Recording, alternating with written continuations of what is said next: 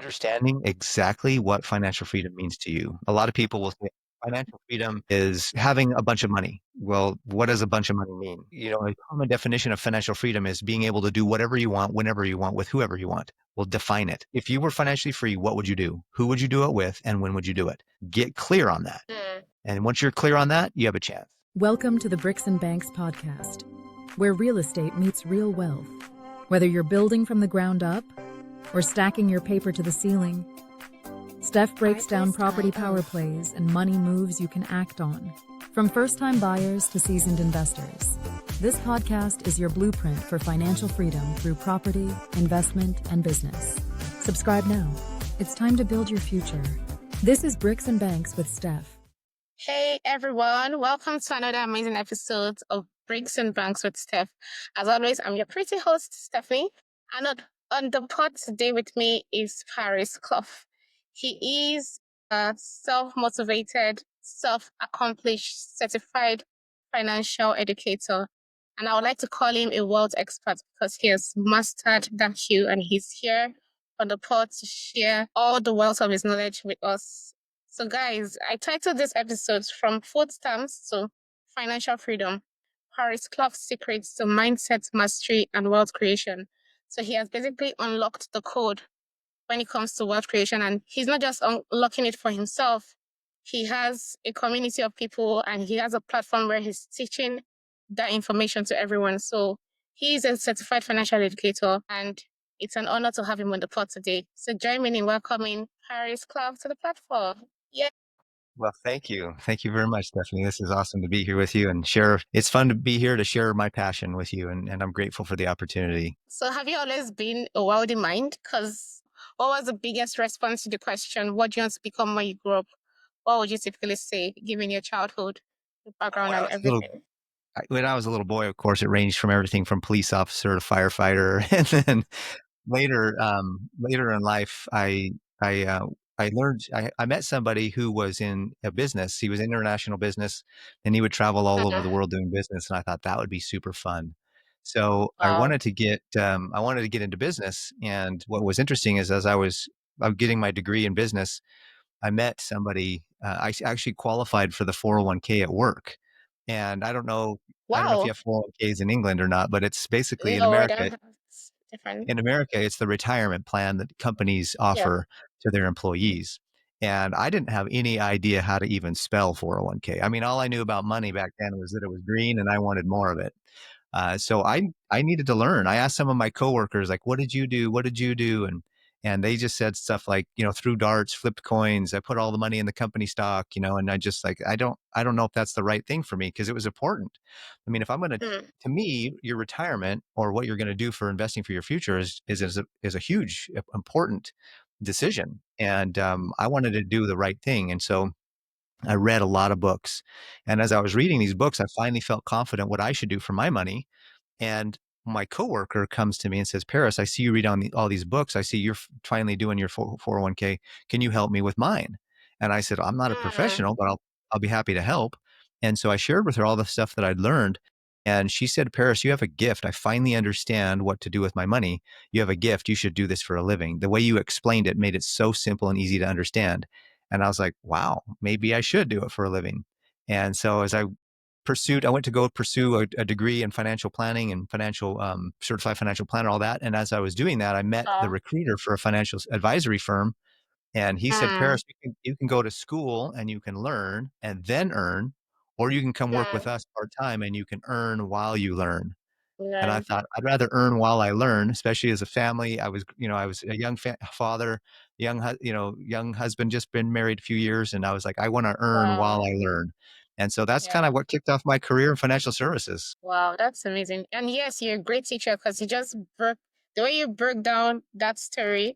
I think you're a good storyteller as well. You just gave it to me and I totally understand it. Have you ever given a TED talk? Because I feel like you're like a magic on the mic. Magician. Thank you very much. I do actually, I'm part of a group of people that we're learning how to speak from stage and share our message from stage. So I am learning I have spoken from stage several times. Years ago, I used to speak regularly and I kind of let that go. And then just recently I started speaking from stage again and doing a lot of podcasts and guesting and stuff like that. So Yeah, we'll see.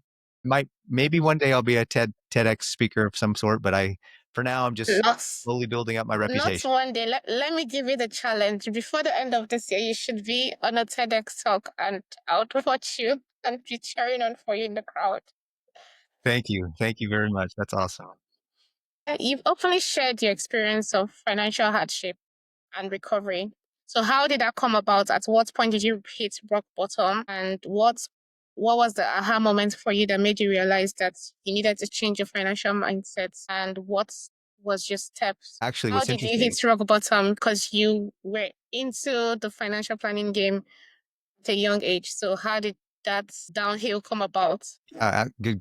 good question. I actually, early in my career, I was reading a book called The Ultimate Gift. They made it a movie, so I highly recommend you go watch it. It's really good. It's heartfelt.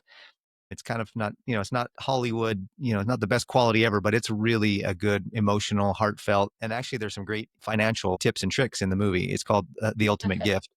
And in that movie, the guy says, you've never really lived until you've lost it all. And Mhm. I was like, okay, well, I hope that never happens to me. I was a financial advisor. I was telling people, teaching people how to manage their money, how to grow their money, how to do all of these things with their money. And so I thought, there's this weird thing when you speak and teach and sell and you get people going, you have this. I was kind of delusional a little bit about my own finances and what I was doing with my own money. Mm, And I was doing okay. I had a bunch of money in savings and I had some good stuff going for me, but I wasn't as careful as I should have been. And when 2008 in America, there was a huge housing crash in 2008, yeah. and I had a lot of clients that were real estate investors and a lot of clients that were affected by that. And because of Mm, that, it was a ripple effect into my business. They had to close their accounts. They said, Paris, we need our money. Can you help us liquidate our accounts? Because we need our money to stay mm, liquid. And then one by one, my income just went down and down and down. And to the point where I drained all my savings. And wow. I remember one day sitting on the couch and I had just hung up with a debt collector and they were screaming and yelling and telling me they're going to take me all over, they're going to ruin me and destroy me and bankrupt me and all these, all those threats that they do. And I just Yeah. sat there thinking, I've never been in this place in my life. I've never Mm, been where I couldn't pay a bill. I've never been where I couldn't take care of my family. And I had young kids. I was like, I'm a man of faith. And so I was like, God, what do I do? And I just got this yeah. overwhelming feeling like everything would be okay. And God got my back. And I realized, though, that there was still going to be a struggle. I realized that there was still going to be a fight, that I had to do my part. And Yeah. so from that point, I realized there was really only a couple things I could do. I could just give up and fail and just, go get a job and get into, just get on the treadmill. Or I could say, no, I'm going to fight and I'm going to win and I'm going to go build again. And Mm, this time, though, I build way stronger. I have a lot, my mindset, I was way more intentional with building wealth and building that mm, strong foundation of wealth. And yeah. I teach three things that I learned coming out of that. One, I learned how to manage my money more effectively. I learned how to protect myself against loss and risk. And I learned how to Mm, grow my wealth more efficiently. And so those are the three major areas that I teach: how to manage, protect, and grow your wealth. One of the big things I see in America today is too few people know how to turn their income into actual wealth. There's a lot of people making a lot of money, but yeah. that's a great skill set, and we should all have that skill set to make money. However, there's another skill set that is managing To it keep and money. building it, bring it into wealth. Yeah, because I know that there's one popular saying that it's not about how much you make, it's about how much you keep. And I Yes, like the fact because I'm also a woman of faith and I believe in God. And there's one saying that stuck with me. It said when you hit rock bottom, you then realize that God is the rock at the bottom. that's awesome. Once That you is come to awesome. the end of yourself, that's when your life truly begins. I like the way it helped you, that experience helped you come closer to God and it reframed your mind because it's one thing to say something, it's another thing to actually practice what you're preaching. Because it's easy to give advice. People would give advice. That's why sometimes people be like, oh, financial advisors, they don't know much. And it's not like they don't know much. It's just that they've not necessarily sat down to apply these advices we've been giving to our lives. So I can totally resonate with your story, and Yep. thank you for sharing it. Well, So, giving I you realized extensive, I was teaching something more than I was yeah, actually living it, and I was like, I doing wanna it. do the opposite. I wanna live it more than I teach it, and so that's where I changed. Nice.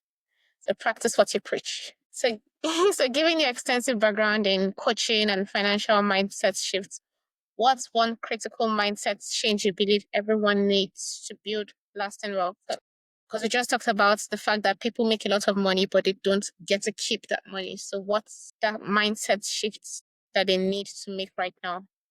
Yeah, I think there's a huge thing going on right now about the fear of missing out, FOMO, and everybody feels like if they don't get in Mm, on something, if they don't jump on this next investment or do this next thing or do that next thing, they just feel like they're behind the 8 ball. They're like, "Oh my gosh, this guy's 25 years old and he just made $1,000,000 and I'm only making 150,000 or 100,000 or 50,000. Like, how do I make more money?" And I know people that make $50,000 and they only spend 40 and so they save 10, and I know people making mm, 200,000 that spend 210 and they have nothing to save. So one of the big mindset shifts is you've got to believe one of them is you have to believe that it's possible for you to become mm, wealthy, and you have to believe in yourself, not worry about what other people are doing. I think that one of the big problems with building wealth is that too many of us are concerned with what our neighbors are doing, that old keeping up with the Joneses thing. It's real and it's subtle. It's very subtle. And sometimes we might get caught in that trap and we don't even know we're in it. And so, one of the things that I teach people is let's take a look at your goals, your dreams, and let's develop a plan to get there to what you want to do. Not, don't worry about what other people are doing. Let's worry about what you mm. want to accomplish. And then a lot of times, too, is I talk about, okay, looking forward, what do you want to accomplish? And then I'll take time Okay. to look backwards and say, what do you believe about money? What are the things you've seen in your family growing up? What did your mom and Mm, dad do with money? What did your best friend's mom and dad do with money? What did you learn growing up about money and how money can really be, and is it positive? Is it negative? And some of those yeah. beliefs that you have from what you grew up learning about money are very limiting and can hold us back. And so that's one of the things I first look forward. What do you want? And then look back and say, see where you've been, and let's see if we can Mm. change those habits and build habits that serve you towards creating wealth. Nice. And I like the way you put it. It's you tailored the training, you tailored your coaching for the individual because different people have different timings, they have different perspectives, they have different situations you're in. So the fact that you're able to help them shift their mindset based on where they're at and take them where they want to be. So do you have like an average time frame you usually use to walk through people from point A to point B? Is there like an average time frame where you transform their lives? Right, good So to point. Well, speak. the old saying is that it takes 30 days to change a habit, and I Mm, believe that for a long time. And then I actually learned from Atomic Habits, the book that James Clear's book, Atomic Habits, which is yes. an excellent book I highly recommend. That it's not so much about the number of days, 30 Mm, days. It's the number of times that you do it, and the repetition is what really builds the new habit. And so that just depends on everybody. I have a client that I've worked with them for 3 months now, and they've been able to pay off almost $5,000 in debt and build almost $3,000 in wow. savings in just 3 months and not really Wow. changing much. I mean, they're more disciplined with their spending, they're more aware with their spending, but they just got intentional with their money. There's an old saying that says, a buddy of mine shared this with me. He says, Paris, if you don't teach people how to be intentional with their money, they're going to give it to Mm, people who are intentional with their money. So either you are intentional with your money or you're going to give it to people who are intentional with their money. So be intentional with your money. So the habit, that habit. So I have, it depends on how many times you're willing to just put in the work. And if mm, you're willing to put in the work, I have friends that I have clients that have come with me and they worked with me for a little while, and then they say they feel good about it, and then they're on to they're like, I don't need you anymore, Paris, so I'm going to go do my own thing. And several months yeah. later, they're back. They're like, I see what they're spending, and they're like, oh no, what did I do? I lost the habit. So it does take accountability. Accountability is a big part of developing Mm, and building new habits. And so as a mm, coach, that's one of the big things. Obviously, I have education. Obviously, I can provide all kinds of resources and assets and strategies and other fun things, but really the accountability aspect is huge. there's a study done that if you have a goal and you don't tell anybody about it, you have a 20 or 30% chance of accomplishing it. If you tell somebody about it, you have a 50%. If you have a plan, now you have like a 70, 80% chance. If you have a coach that holds you accountable, you have like a 90, You run 95% passive. chance to accomplish the goal. And so if you want to accomplish a goal, get a coach, get somebody that you can hold, that can hold you accountable to that goal and that plan, and you'll have a much higher likelihood of accomplishing it. Wow. So at what point did you switch from being an employee to being for being an employee, being a financial advisor to being a wealth coach, owning your own thing and doing it for yourself? What was the Yeah, driving actually, factor? no, it's a great question. I actually started in 2001. I worked for a firm, and I actually was an independent contractor at that time, so I was self-employed technically since 2001. I was a financial advisor though, where one of the things that I realized is that I wanted to help people understand how to manage their money more effectively. I really Mm, wanted them to understand the habits, the beliefs, the behaviors that they had around money. However, in my advisory firm, and this is true, by the way, for almost every advisor, you're going to have some advisors that are out there that have good integrity. So they're going to do good things. But just so you yeah. know, an advisor is incentivized to sell you something. Like they make money based on commissions. And so that's where I Mm, was. I was, I was, I was selling things. I was selling life insurance. I was selling mutual funds. I was selling IRAs, Roth IRAs. I don't know what they call them in United Kingdom, but I was selling retirement plans. yeah. And at some point, I realized that I was only helping people with their money so that they could Mm, afford what I was trying to sell them. And as I mean, I was trying to do that with integrity and I wanted to do that with integrity and I was really working to do that yeah. with integrity. But as soon as I sold them something, I basically was like, all right, I did my job. I'm out. And I didn't feel good about that. And so it took me a long time to realize that, about 10 years or so, 15 almost. So around 2015, I got my certified financial educator. And for the last 10 years or so, I've been doing education. And I actually diversified and built a whole other business in that time frame. Wow. And so about 5 years ago, I started a YouTube channel because I really wanted to I was watching some of the stuff that was going on in YouTube, and I was like, this is ridiculous. And so I wanted to share, some stuff that was true and real and how money Yeah. really worked. And that's not grown as fast as I'd liked it to, but now I'm doing podcasts and guesting. Obviously, I want to get the word out. I want to get financial literacy out. So I've been self-employed Hmm. for almost 25 years, but I became an educator, really jumped into education and coaching about 10 years ago, and then just really in the last year started this idea where I can be a guest on podcasts and really build a coaching business. So I'm really building something now at this point. Wow. And it seems like you're totally hands in. You're totally invested in this business. How do you get to manage like being a full-time wealth coach and being a full-time dad, being a full-time husband and managing family life? That's a really good question. One of the big, the number one stressor, if you do a Google search and you ask what's the Mm, leading cause of stress in America or in the world, I yeah. would imagine it's money. It's stress around money. There's Yeah. studies done in the workplace. A lot of businesses that lose hours because their employees are so worried about their money, they're handling their personal finances at work. So they're losing productivity. And the number one or a leading cause of divorce, at least in Mm, America and probably the world, is it's financial money. stress and strain. One of the things is if you'll look up the leading causes of divorce, it'll say things like arguments, incompatibility, it'll say financial things, it'll say lack of intimacy, it'll say a bunch of other things. But when you really think about it, if you're arguing with your significant other about money, you're arguing. That's a contention. Are you going to want to be Hmm. intimate with that person if you've just had an argument around money? No. So all No, of these other things kind of relate back to money. And money. it was interesting because years ago I had an experience where I wanted to buy, and I actually have an ebook that I give for free. And so later, if you want, I can give you the link for it to share with your audience, but it's a free ebook. And in this book, I share Nice. a story. And the story is about my wife and I when we were younger in our career, and I wanted to buy something. I had a goal.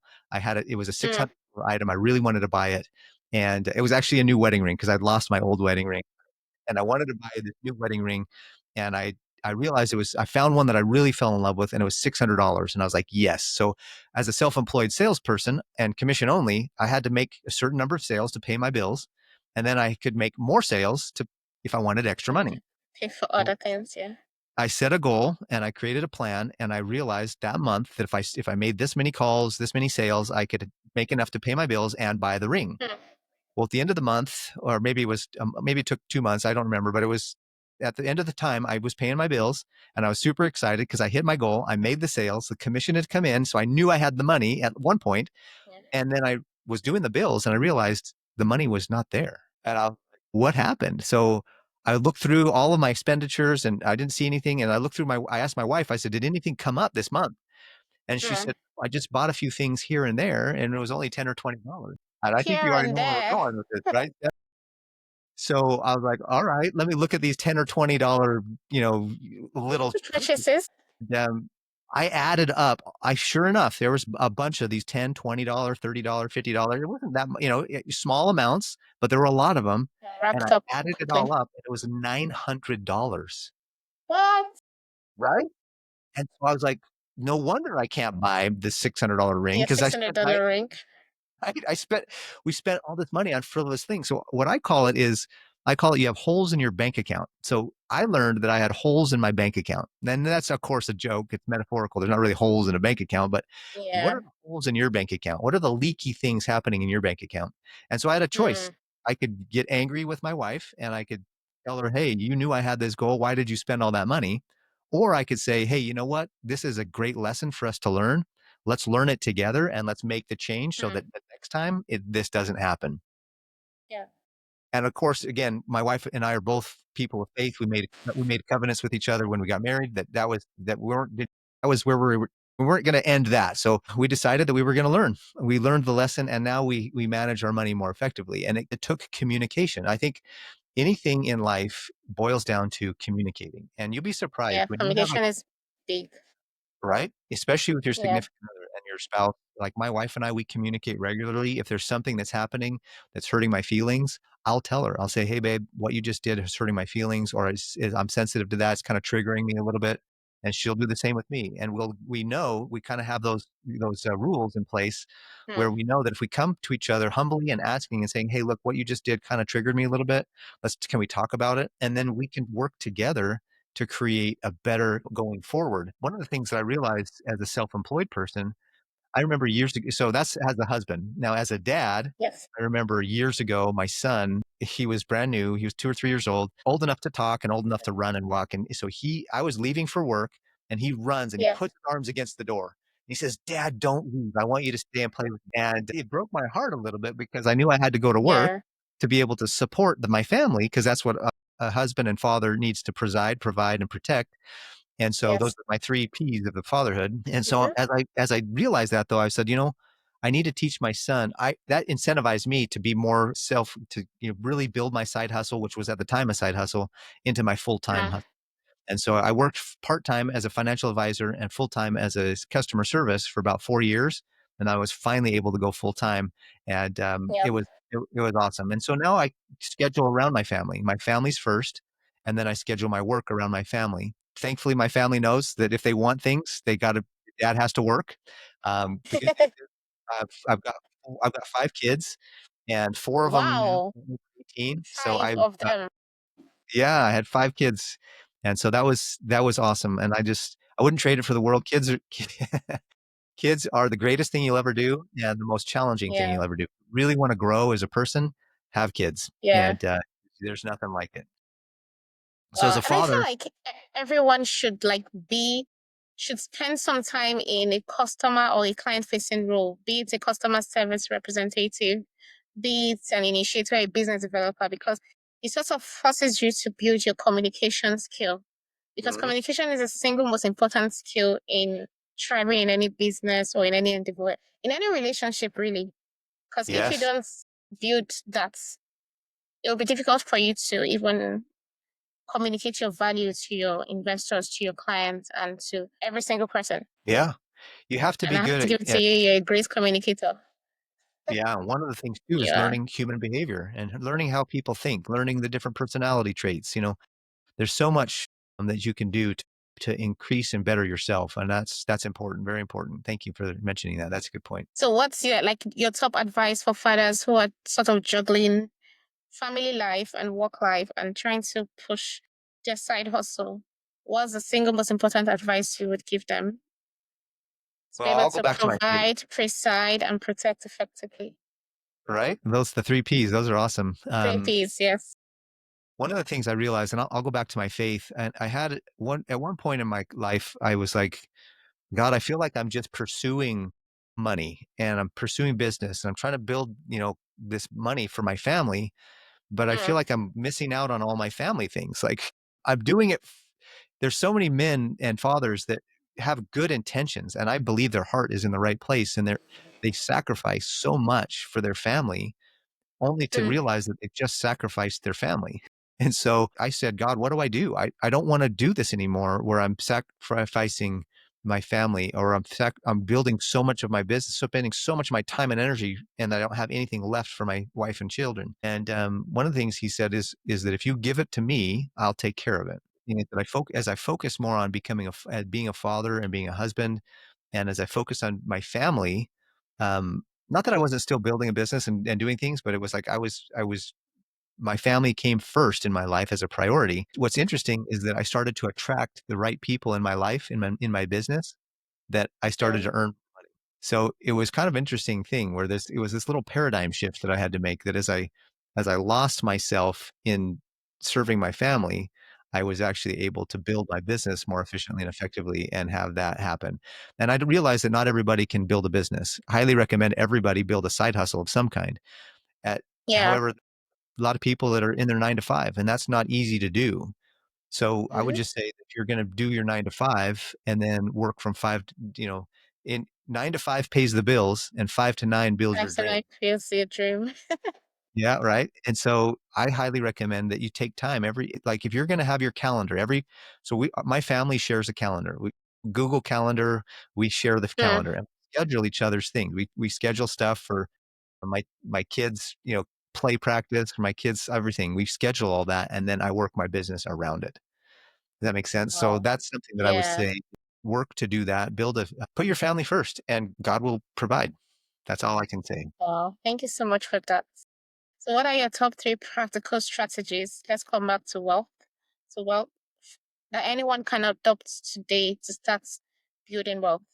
Like this is like advice for a salary earner. You're having a certain amount of money coming in every month. What are your top three practical strategies we can take right now to start building wealth? I know people So say saving, but I know saving it's not doesn't cut it. yeah, saving is a good foundation. It's a good habit to Yeah. get yourself into because as you build the habit of saving, it will give you it'll give you that habit, which then can translate into investing pretty quickly. You can graduate from saving into investing pretty quickly. I think Hmm. a practical step that you can take right now is to build I believe that everybody should be the CFO or chief financial officer of their home.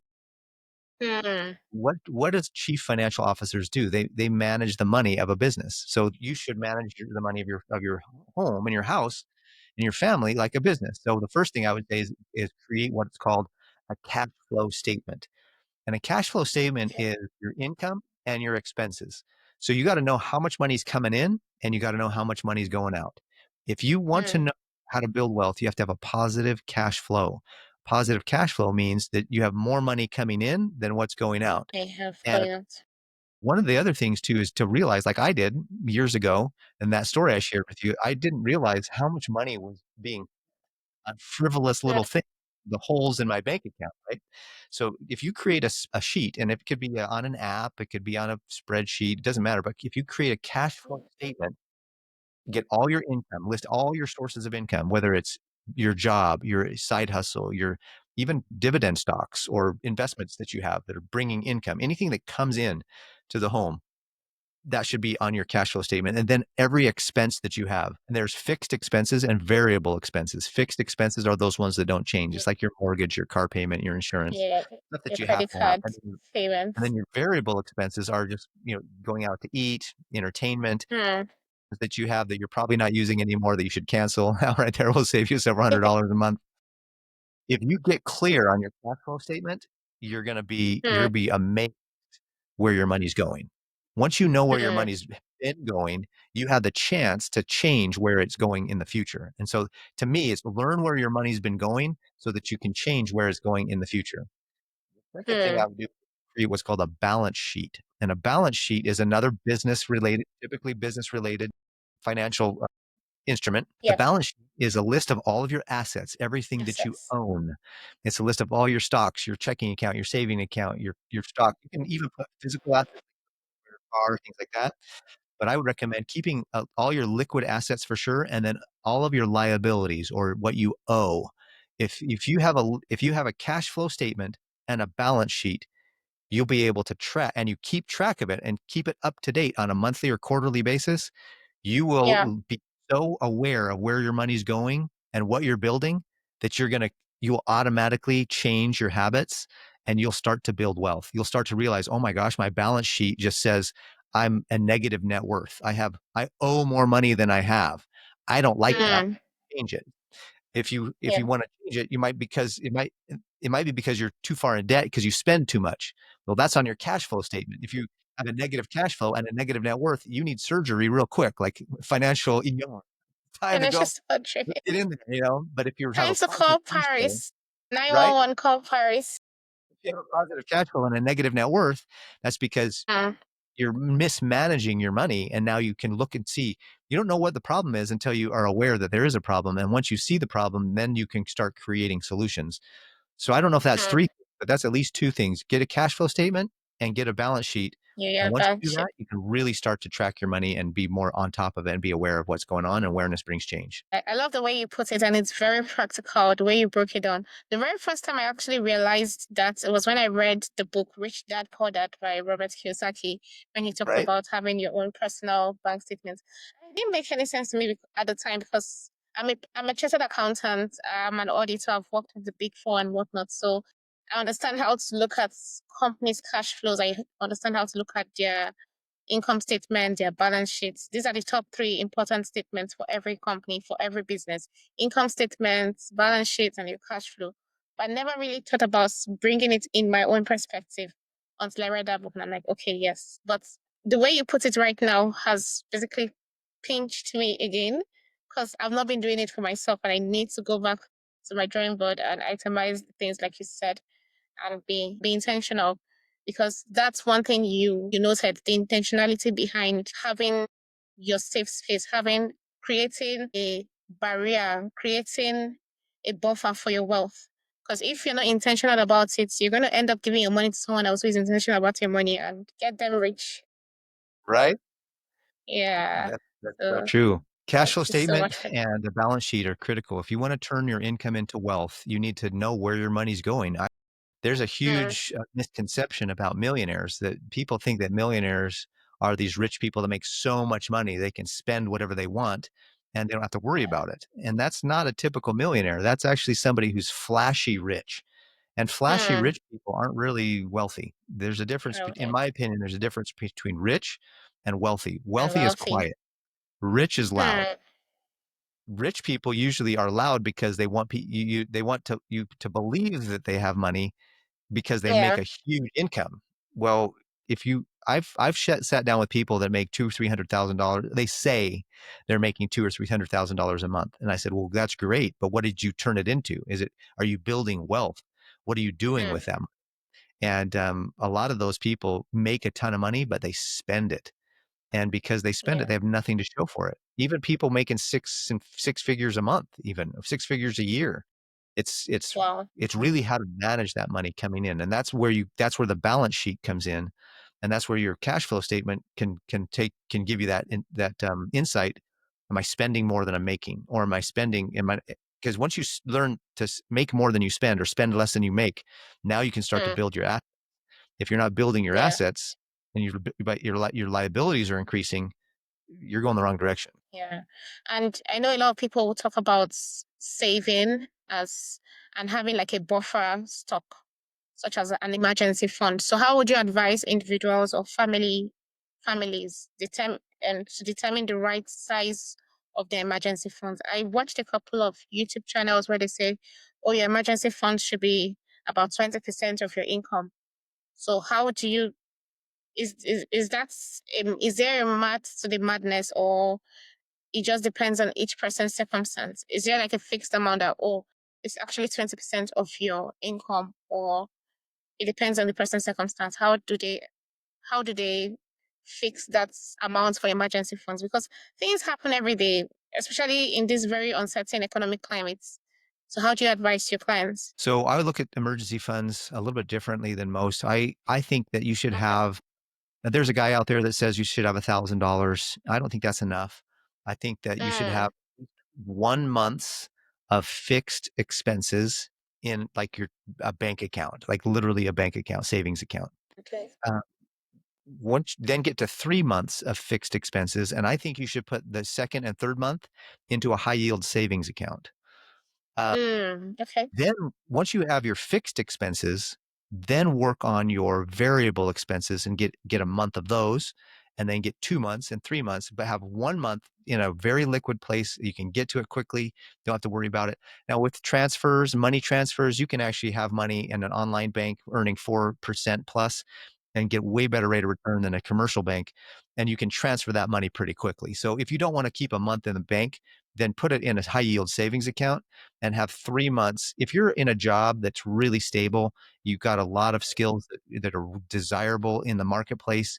Like, for example, if you're a skilled laborer and you know that construction or whatever, or maybe you're in a high demand in AI, or you know that your career is high demand and you could go get a job anywhere you want quickly, then 3 months is probably okay. 6 months is if your job is a little wobbly, like you're not sure if you got a job or if you lose your job or get laid off.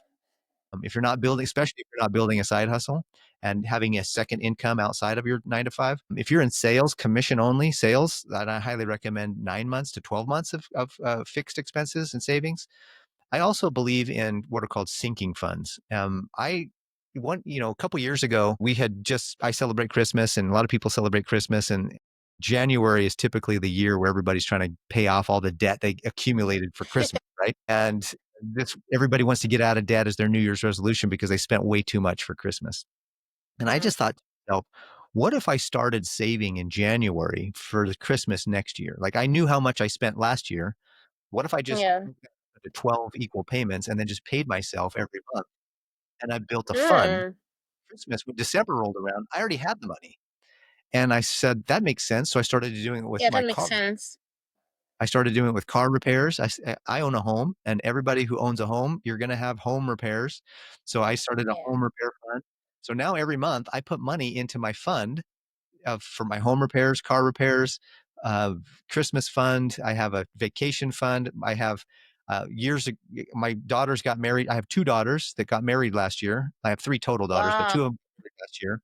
And I had a wedding fund. Like I was saving for a wedding fund, and I built that Mm, where I could give them a gift of that and help with the expenses of the wedding. So I recommend not just an emergency fund of money. And mm, the statistics show that for every $10,000 of salary you make currently, it will take you 1 month to find a job that will pay you the same salary. So if you're making $50,000 a year, it might take you on average 5 months to find longer than that. a job making you $50,000 a year. Mm, Well, then you have $5,000, or you should have 5 months worth of fixed expenses to save up for and be ready for in case you did lose your job and you needed to take that. Now, you might find a job faster. And I teach people to dig their well before they're thirsty. So be networking constantly, always have some place to go. Because you never mm, know, like when you're going to get laid off. But if you always have some place to go, that will lessen the time that it takes to find a new thing. I also believe in preparedness. And so I tell people to have food storage.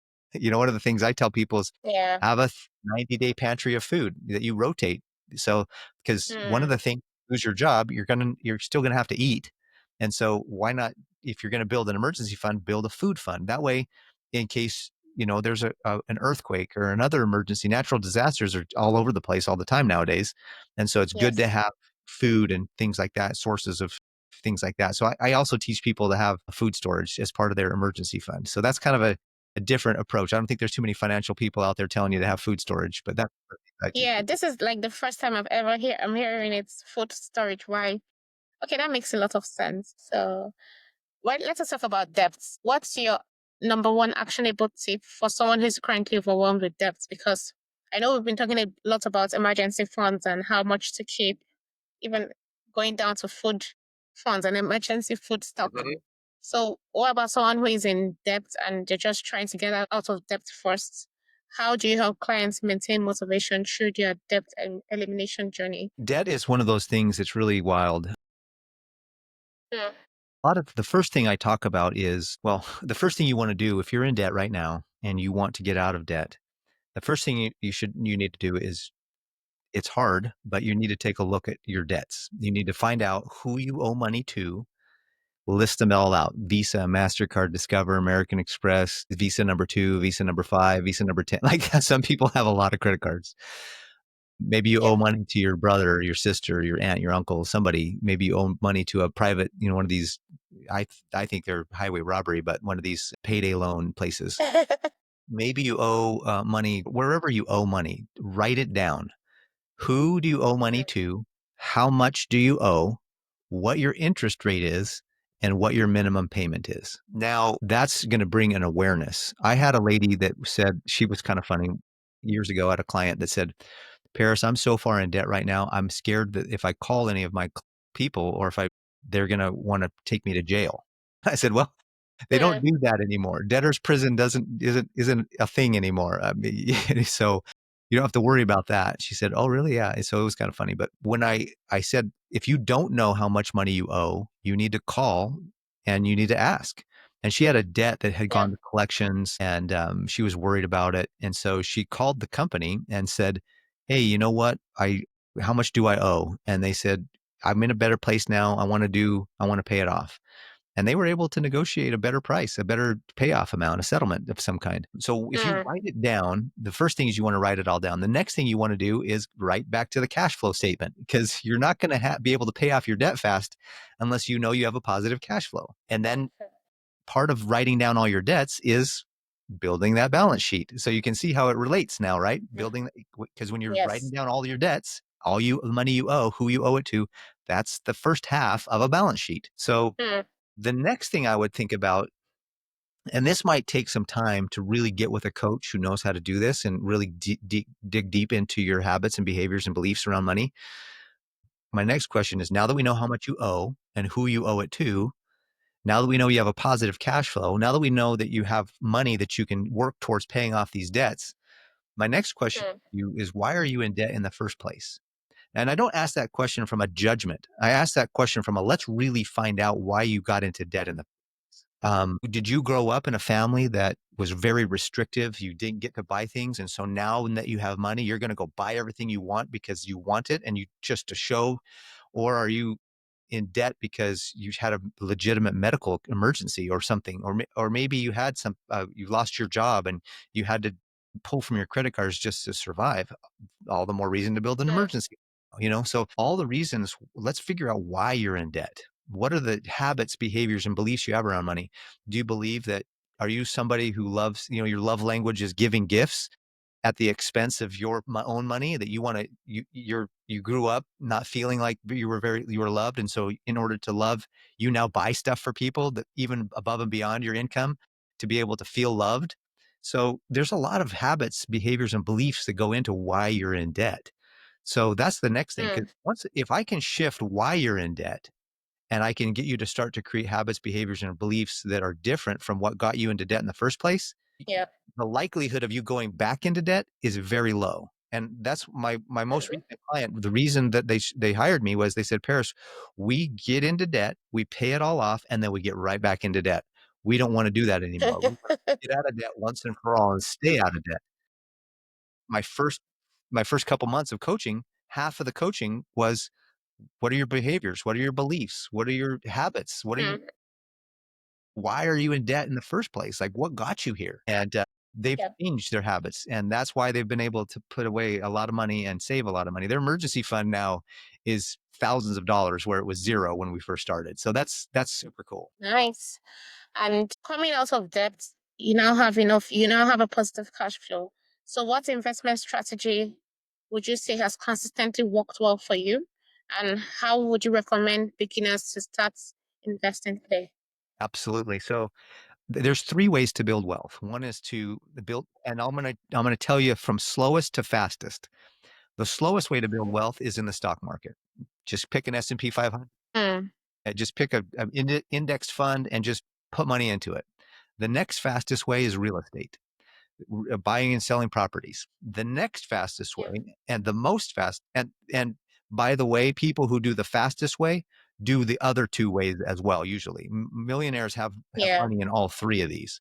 But the fastest way to build wealth is create a side hustle, because the more income Mm, you're building, the faster you can do it. Whether it's starting a business, starting a side hustle, something that gets you that income in fast. Then you take the money that you're earning and turn it into wealth by investing back into real estate or back into the stock market or back the into stock your business. markets. So the Okay. idea here is that there's something, I'm sure that your listeners have heard of something called the FIRE movement, financial independence, retire early. Have you heard of that? No, I haven't, and I know lots of them haven't heard about it. Yeah. So That's why you're the pro here. Break it down. the FIRE movement is it's FIRE, financial independence, retire early. So it's the first letter of each of those words, FIRE. Hmm. And so what they'll do is Well, they'll say, take every, take 20%, 30%, 50% of your income and put it into the mm, stock market. Pick an S&P 500, pick an index fund, and just put it all into that and then build wealth. Well, that's a great idea, but it doesn't take into account inflation. And what they do is they mm, calculate what's called interest your rates. financial independence number. In order to calculate your financial independence number, it goes back to your income, your cash flow statement, and it goes back to your balance sheet. So your financial independence number is the amount of money that you need to accumulate so that you can live off the interest, and you can live off that money. Mm, The money pays your bills. Once you can get to the point where your money pays your bills so that you don't have to trade dollars, you don't have to trade your hours for the money. trading You can time. actually have money passively coming in. And so financial FIRE movement is build your financial independence number. So let's say that, and the way to do it is you take your current expenses annually, Mm, you take monthly, and then you times it by 12 to get your annual expenses. And then you multiply your annual expenses by 25. And that will tell you how much money you need to have. So if you have let's say your annual expenses are $50,000. 50 times yeah, 25 is 1.25 million, I think. 1 point, 1.25 do the million. math. Yeah, Your listeners do the yeah, math. that's I'm correct. wrong. I'm wrong. But the concept is that now that's the number you have to have in order to live comfortably, and you can retire anytime you want as soon as you hit that number. Now, in my opinion, the other way to do it is find out your monthly expenses. And this is the way Robert Kiyosaki talks about it. Find out what your monthly expenses are and build assets that will pay your monthly expenses. And when you get to the point where Mm, let's say you want to do rental properties. Well, as soon as you can build rental properties or buy and flip houses and it pays your monthly payment, you don't have to work anymore. You're work optional now. Your mm, rents coming in are paying your yeah, own financial obligations. Let's say you build a business. Now you actually, if you're building a business, not self-employed deal, if you build a business, now you can have the business pay for your expenses and you don't have to work a 9 to 5. So everybody who's now, not saying that every millionaire doesn't quit their job and go full time in a business, because there's lots of millionaires that have jobs and do very yeah. well in those careers. However, if you really want to build wealth, my first thing is get a foundation. There's a lot of people who want to retire early. And I'm sure many of your listeners are like, I want to retire early. In fact, when I I want ask to retire early. when I we first meet with people and I'm coaching them, I say one of the first things they'll say is, "When would you like to retire?" And invariably they say today or tomorrow. I agree. If we could all retire tomorrow, that would be excellent, right? Yeah, would all be chilling in the Bahamas. Right? So my thing Yeah. my thing is, okay, let's retire on time. And in America, typical retirement age is 65, 67, so kind of that age frame. So I say, okay, let's say you're 40 years old now, and when you're 65, you want to have X number of dollars. That means you need to save this much money every month in order to hit that goal, earning and 7, 8, Mm, 10% return on your money. And that's the only way you can earn that kind of return is either in an indexed fund or in real estate or building a business. You can't earn the proper rate of return in a savings account. Even a high yield savings account yeah. doesn't do it. You can't do it. So you have to have either an investment account that you do it yourself or you Mm, work with a financial advisor that helps you. But most frankly, financial advisors, they might tell you to buy this stock or that stock. That's great. Warren Buffett says, put your money into an index fund and let it go. Once you know you have a plan to retire on time, now let's go work on Yeah. retiring early. So my first goal with somebody Mm, when I meet with them is say, what are you doing to retire on time? Then, if you can accelerate that and retire faster, we'll work on real estate or we'll work on building a business or we'll work on a side hustle of some kind. But for sure, you've got to at least get your money in the market, earning 7, 8, 9% rate of returns so that you have a chance mm, to be able to hit your goal at 65, 67, or whatever your retirement age is that you want to retire on time. So first step is get that basic. I know no matter what else happens in the world, whether if I invest and then once you have your foundation, then you can go invest in crazy stuff like crypto and options trading and do other crazy. But once your foundation is set, once you know that you're on track to be, once you know you have a positive cash flow, you have a positive net worth, mhm, you're on track to be coming out of debt, you have a strong savings account for Christmas this year and for the birthdays, car goes out, you have a fund already set aside for money. Like I have a clients that call me, Paris, my car broke down, but the good thing is because of you, I already have money for it. And the piece that Wow. comes is awesome. And then once you have Mm, all that set up, now you have money to start investing. Now you set aside, now you, if you're on track for your financial independence number, then money mm. above that is going to get you faster. So let's be on track to get you on time. And then if you make more money, then let's try to get you You faster. can go faster. Because too many people Amazing. I have had over the year, 20 some odd years of doing this, I've met with people that are like, Mm, "Paris, I'm behind the 8 ball. I gotta invest in the high risk stuff. I gotta make more money faster." mm. Like 80 or 90% of people who do day trading or do options trading or try to do all the fancy stuff to get rich quick, they fail and they lose all the money. And that's why I say build your Mm. safety net first, build your foundation first. Know you're gonna be Yes. on time to retirement. And then with extra money, Then we can fast track it. fast Yeah. track it. Don't fast track it before you Yeah. have the foundation. Too many people build their house upside down, you know? Yeah, and the foundation, like you mentioned earlier, is made up of the habits, like creating the habits and having a coach walk you through those habits to keep you accountable and consistent. Then you can now build your foundation. Then you can see how much you're able to use to retire early, to retire on time. Then we can fast track it. To Because retire. the habits is what accelerates your actions. If you've not fixed your habits, then you might just end up going into debt back again. It's a cycle. You'll get out of debt, you Yes. get right back in. You get out of debt, you get right back in. You won't Vicious save any circle. money, and then you will, and then you won't, and then you'll use it for buying something. It's like it's a cycle. You gotta get out of it, break the cycle. Be the person in your line, Mm. in your family tree that breaks the cycle and becomes and builds wealth for your family. That's what I suggest. And I know when we talked about how money is the number one stressor, especially when it comes to relationships, and is one of the leading causes in divorce. So, what's your approach to helping couples navigate their financial journey harmoniously? Because many people come together and marry, but their understanding of money is different. This one believes in spending everything and God will provide tomorrow.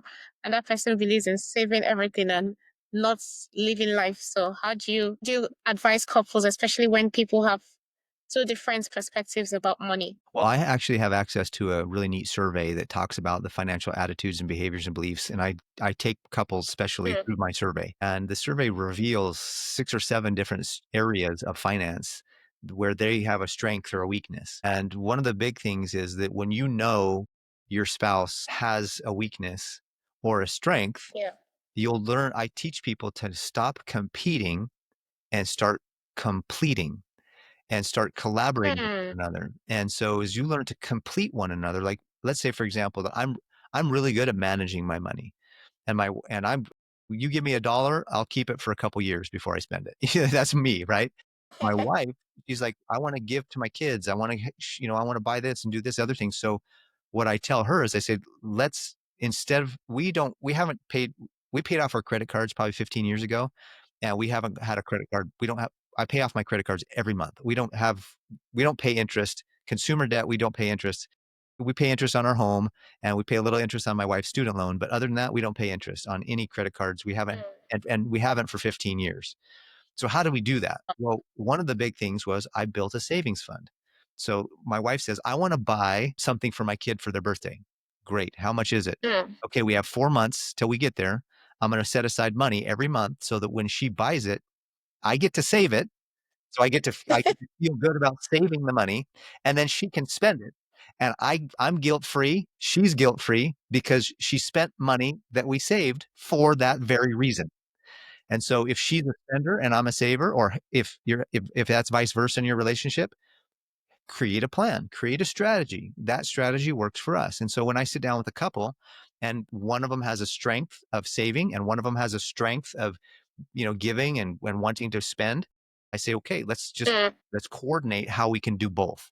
And some people, yeah. there maybe somebody is very philanthropic and they want to give and they have that heart, that Mm. giver's heart. Absolutely. But I remind them of the Yeah, airplane. it is safe Yeah. towards the philanthropy. You can't save somebody else if you're not saved yourself. You know what I mean? So that's the airplane. And the turbulence happens, you got to put the mask on yourself first, and then you can save your neighbor. And that's the same Mm, thing with the gospel, in the gospels, you got to find your salvation first and then go save others, right? So that's the exactly. thing about money. It's a true principle. Like people who you said earlier, I'm going to spend money and God will provide tomorrow. Yeah, that's true. However, he also said that we should be wise stewards of our money. We should build wealth for our children. He also said, I Yes. have 100 some odd scriptures. I actually do a newsletter every week. And in my newsletter, I have what's called faithful finance. And I have a Scripture. scripture and then I have a little bit of Nice. my idea about what it means. And there's so many Mm, scriptures about building wealth, being wise stewards over our money. And so if you're mm, a person of faith and you want to have those scriptures, jump on my newsletter. But I would say the number one thing is finding your strengths and your weaknesses, finding out where your husband or wife is strong, finding out where they have yeah. challenges, where they need to grow, and then get on the same page together and say, look, I'm good at this. You're not as good as I am, or I need Mm. help because I'm not as good as you are. Let's work together. Let's create a strategy so that moving forward, we're on the same page. Some families aren't even in the same book, let alone the same page. I want to make Same sure they're in the book. same book and then in the same chapter and then on the same page, right? So Yeah. it's key. When I sit down with couples, that's one of the first things I do is, okay, where are you strong? Where are you Mm. challenged? Where are you strong and where are you challenged? And let's work together to collaborate and Can we collaborate? Amazing. And yes, we're talking about legacy. People want to leave something for their children, and you said it's also advice from the Bible. So how important is legacy planning, and what initial steps would you recommend for someone to take today to start crafting their legacy and leaving something for their kids or their excellent question. family once they're Excellent question. gone? I'll Yeah. reference that movie I shared earlier, The Ultimate Gift, because it really goes through a lot of that. This guy's a billionaire and he created very entitled children. And in his Wow. efforts to curb that, the movie is about how he handles that, that he finds that one of his children, grandchildren, he finds somebody that's not entitled and he has hope and he teaches them how to build and continue on his legacy. I would say Mm, there's a really good poem out there. It's by Dennis Waitley. It's called Root and Things. Roots and wings, not loot and things. And I think that we need to give our children roots and wings, not loot mm, things. And so thing. it's really important to me to build a legacy with my children. I don't shy away from teaching my children about money. They know how much money I make. They see how much money I have in savings. They see how much money we spend. I teach them. I show them. I sit down Mm, as soon as they turn 18. I sit down with them and I show them all of our finances and I show them how I run my finances. And I say, how do you want to run yours? Now that you're 18, you can go and do your own thing.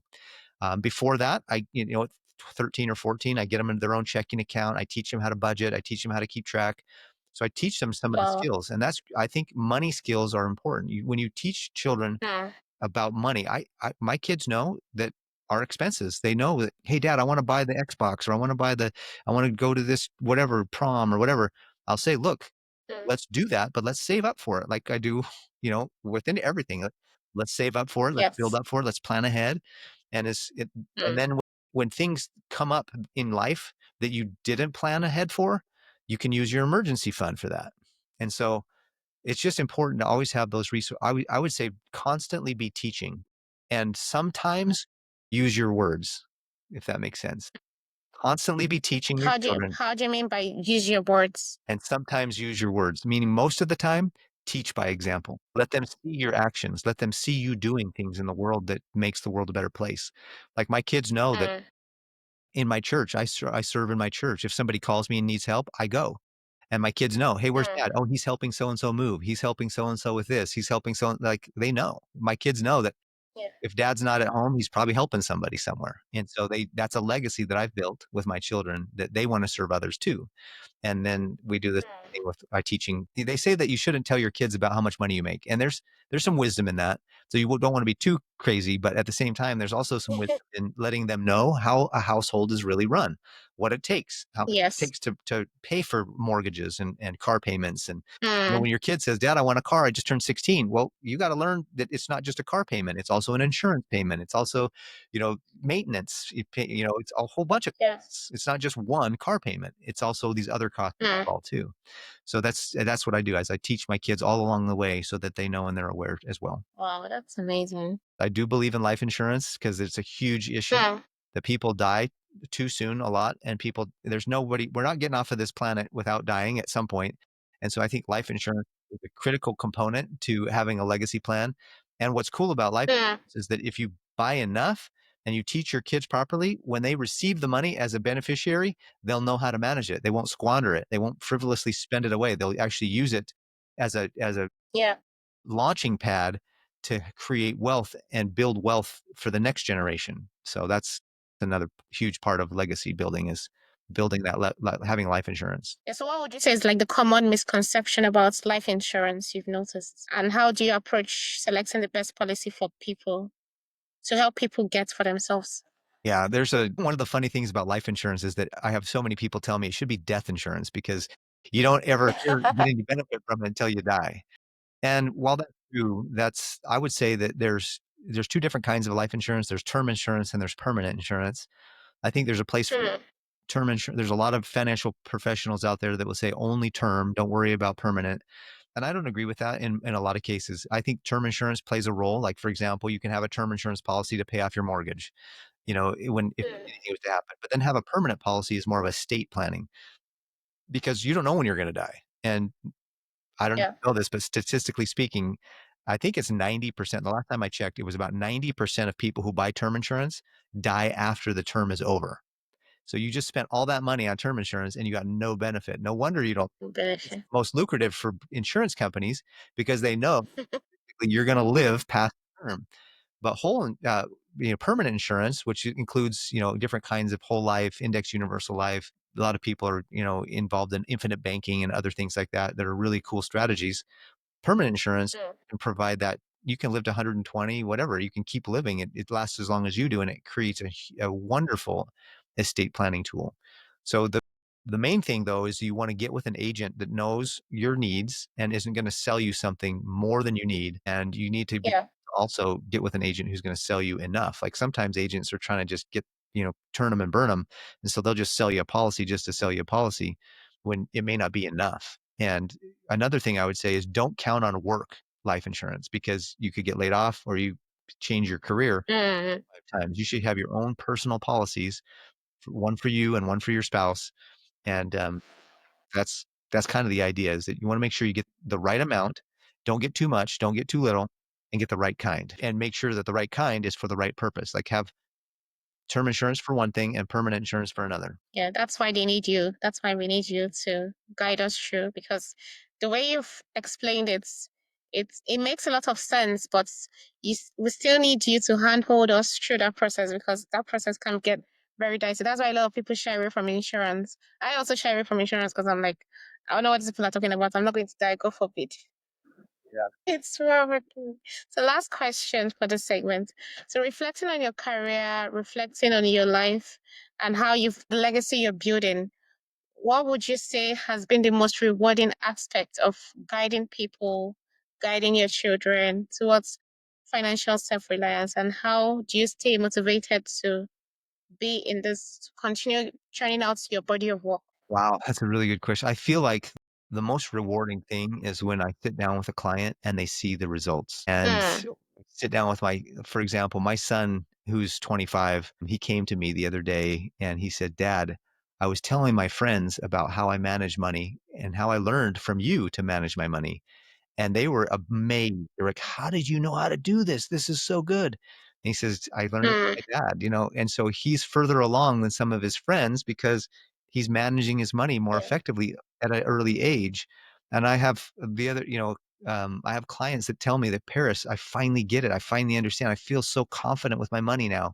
I have more peace and the stress is reduced. We don't fight as much as a couple, or we're not, stressed about it as much as a couple. Those things make it so worth it when I hear the testimonials, when I hear the results that Yeah. it's as a farmer, when you plant seeds, you hope and you pray that that seed will grow. And so as a financial Mhm. coach, I plant the seeds. I give them the education. I show them the habits that they have that aren't serving them, and I teach them how to create new ones. And when they do, oh man, when they grow, Because, when they have the testimony, when they have the results, when they get out of debt, when they have the savings building and their investments are growing, mm, like it's so rewarding. And it's like, this makes it all worth it. I want to do it again. nice. Thank you so much for sharing all that because it just goes to show that people are actually practicing what they preach. And you know how this, the popular misconception that, oh, people don't talk about money at home. You've basically shattered that glass and showing that you're talking about money at home. You're teaching your kids how to manage money, and your kids are in turn teaching their friends how to manage their monies. And you're not just, yeah, and you're also teaching your clients and sharing this body of work with us on the podcast. We're really grateful. So this takes us to the second segment of the show. It's just a 50 minutes lightning round. It's called a firecracker segment. I'm gonna throw a bunch of questions at you, and you're gonna throw them right back at me with the first answer that comes to your mind. So get ready for a firecracker. Drum roll. So if you could travel back in time and give your younger self one piece of financial advice, what would it be and why? I would learn to manage my money more efficiently and be more intentional with my money because I believe that I do realize that having lost everything, I learned it Hmm. really profoundly, but I would rather have not gone through that. I would rather have learned it before I lost everything, if that makes sense. So that's the one thing I would say is be more intentional with managing your money and building a strong foundation. Nice. So what's one popular financial myth you'd like to debunk right here and right now? That making more money will make you wealthy. It's not making more money that makes you wealthy. Mm, It's managing that money that you make that turns you into wealth. It's turning the income into wealth after you make it. yeah. That's what really makes you wealthy. A huge income does not mean very much unless you turn it into Yeah. wealth. Nice. It's not about how much you make, it's about how much you keep, how much you manage, and how much you live for the future. So finish the sentence. I'm gonna pick your brain a bit, but finish the sentence. The secret to true financial freedom is Understanding exactly what financial freedom means to you. A lot of people will say mm, financial freedom is having a bunch of money. Well, what does a bunch yeah. of money mean? A common definition of financial freedom is being able to do whatever you want, whenever you want, with whoever you want. Well, define it. If you were financially free, what would you do? Who would you do it with? And when would you do it? Get clear on that. Mm. And once you're clear on that, you have a chance. Yeah, because I mean success means different things to different people. Mhm. Your idea of success might be chilling on the beach in Miami or chilling on the beach in the Bahamas, but someone else's idea of success is giving a TED talk at an anime conference. So, Right? Yep. what Everybody's does different. success means to you exactly? And some other person's idea of success might be starting a company from the ground up, building it and selling it off to investors. Another person's idea of success is building a company, building a business, and taking it public, doing an IPO. So yeah, success is definitely a very relative term, and financial freedom is same thing. So some people's financial freedom is settling in a small village and sipping coffee all day long and Right? just Or just spending chilling time in with the the calm of the grandkids. day. Yeah, another person's financial freedom is taking a sail trip around the world. Yep. So depends on what works for you. Mhm. So what's your vibe? Coffee or tea? Probably tea if I had to go with one of the two. Okay, why tea? Why not coffee? You look like the grind kind of guy. That's awesome. I would probably go with herbal tea. I like natural things. I'm very Okay. one of the things I'm into is my health. There's a lot of Mm, out there that coffees can have some adverse effects on health. I also, yeah. as part of my faith and religion, is one of the things that we try to stay away from is coffee actually. So but herbal teas and other things like that are natural ways to heal, and I love that. I'm very natural in that way, so I would go tea. Okay. So imagine we're sitting here 10 years from now. I know you've already given like a couple of your TED Talks, and yes, I know I'm written on you for that one. So, what legacy or achievement do you hope to be celebrating personally or professionally? So I would love to have in 10 years, probably even sooner if possible, I would love to know that Mm-hmm. I helped at least 1,000 families get on an Mm, undeviating course towards financial freedom, whatever that means for them, that I helped them yeah. I helped put them on that path, and that in 10 years, they're well on their way or they've already achieved it. I would love to be able to look back and say, "I helped 1,000 families, at least 1,000 families to change their stars, to change their trajectory." Nice. So, how do you unwind? Like, what's summer looking like for you? How do you unwind when you're not too busy Well, making money for other? I love to go outside. I love to read. Okay. I love to work out. As I shared before the call, I told you Yes. that I was just finished working out. I love Yeah. I love exercising, and I love just being outside in the sun, getting some sunshine. So I usually unwind by reading. I read a lot of books, and I love to read. So that's something that really kind of takes me into another world, for a little while, and it's fun. I mean, I picture you as a fishing kind of guy. You just drive on the lake and you're fishing, you're having your tea and just Oh, that's awesome. reading a book. Thank you so much for that. So how can we reach you? Socials, your book, and everything in between. So I know you I said you had a newsletter as yeah. well. If you download my ebook, then you'll get on my newsletter. My ebook is free, and basically as you read through the ebook, you'll see a lot of the things in that book that you've heard today as we've chatted. And the ebook is actionable steps to help you build that cash flow statement and Mm, really show you what you're doing. I had a friend come to me years ago and he says, "Paris, I want to create a budget that actually works." And I said, "Well, if we called it something else, would that be helpful?" And he said, "Sure. What do we call it?" I said, "A cash flow statement." So I really like that word better than budget because budget like gives people bad yeah. triggers people. And so a cash flow statement is Like, really oh, cool. I'm restricted. I'm restricted. But when you have a cash Yes. flow statement, it makes more sense. Yeah.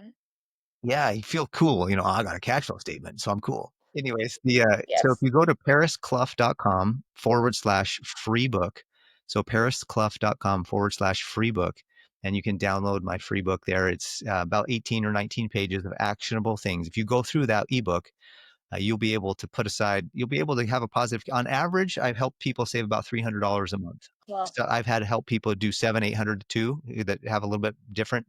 And as people discipline themselves more and more with their spending, they actually end up saving more. mm, But that book is my first step to helping people understand. When I first started as a financial advisor, I would call on people and say, "Hey, I want to help you build wealth. I want to help you create income." And invariably, they would tell me, "Paris, I'd love to do that, but I just don't have any money, or I'm too far into debt. I don't know how to, I don't have any money to mm, even get out of debt, let alone invest for my future." And so I was like, how can I help people find money to be able to do the things that they need to do? And that book is what is the result of that. And so you can look me up. I have a YouTube channel, Paris Cluff, financial coach. I'm everywhere on all my socials under my name, and so that's where you can find me. But I highly recommend that you download my ebook and take this and read it. And there's a video course I created that goes with it. You can upgrade to that. If you learn okay. by a video or you learn better by listening, then I would highly recommend you upgrade to the video course because that's going to give you the tools. And the workbook in the video course, the workbooks actually expand a little bit more on the ebook. So Mm, it's worth it. nice. Thank you so much, Paris. Like, I'll put the links to in the description of the video so everyone can just go there and hit you up, go there and download the ebook and start managing their money effectively. But I just want to say thank you so much for joining us on the pod today. It was an absolute pleasure to have you on the show. Thank you so much for joining us today. I've learned a lot. I'm sure the audience has learned a lot. And yes, it's Thank you been so much for amazing. having me on. It's been a pleasure. You're a wonderful host. I'm very excited to have had this experience with you. So thank you. And thank you. And there, if you have it, guys, Faris has broken down the walls of wealth building and wealth creation. And he's there with you. He has his ebook. You can upgrade to his video. course. Watch it. Hit him up. We need his help because when it comes to life insurance, we don't know anything about it. So Paris is there to basically handhold us to our definition of financial freedom. So let's continue to turn this knowledge into action and bricks into banks. Till then, I've been your host, Stephanie, and this is me signing out. Bye bye.